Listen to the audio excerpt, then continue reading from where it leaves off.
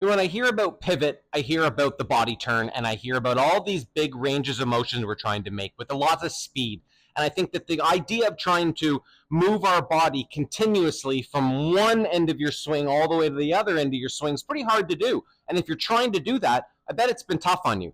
But if you looked at the golf swing in terms of trying to create speed to the club, right? I think we all agree that this part of the club's got to go the fastest, which probably makes this one go the second fastest, right? The other end of the club. Maybe my hands there, they also go second or third fastest in the whole system, right? And I think that when you start looking at it from this way all the way to this way, we start realizing that we're trying to get all the speed out to the end of the club. And so in order to do so, I have to try and find a way to get all my energy in to that golf club all the way to there. But if I'm trying to make moves or I'm trying to get my body and my speed to go past the golf ball, I mean, why would we want to create speed past the finish line? You could argue that the finish position, when you get all the way up here, all the way at the end, that could be the finish line, but that's the finish line for the speed. The finish line for your motion is going to be the golf ball. The rest of it's just controlling the speed. So when I hear, I'm working from the ground up, we've got people that, really focus on how the player uses the feet, not only from moving right to left, but moving up and down and twisting like this. I mean, we can move in 3 frames of reference. We can rotate, and the rotator's got to dig in. We can get up and go down like the little kids do, right? Those are the vertical ones. And then, we can move side to side, which is probably the best motion for an older golfer with less range of motion. None of them are bad. We just want to try and blend in what we can for the golfer at that time.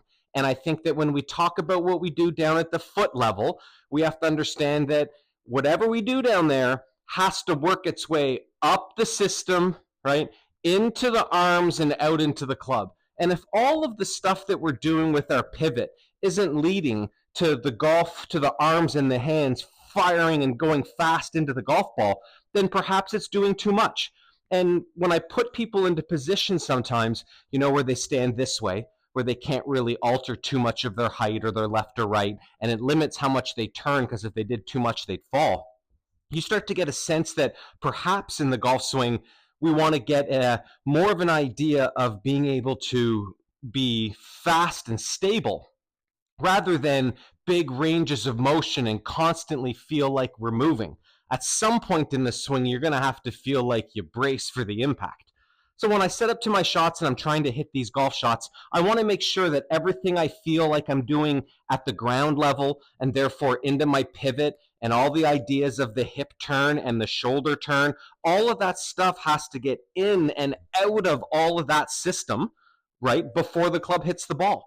And so when I look at trying to create maybe a model for a swing, for a golfer to get a feeling of, maybe I'm moving too much, or maybe I need to kind of find out what less movement is like, I recommend doing that. I think of it like a crane and a wrecking ball, where I stand here and my body's the crane, and I've got a big wire all the way from my shoulder down to this big wrecking ball. And if I can feel like I make swings with moving my crane very little, a smaller amount, it's amazing what kind of speed can therefore get transferred out into the golf club.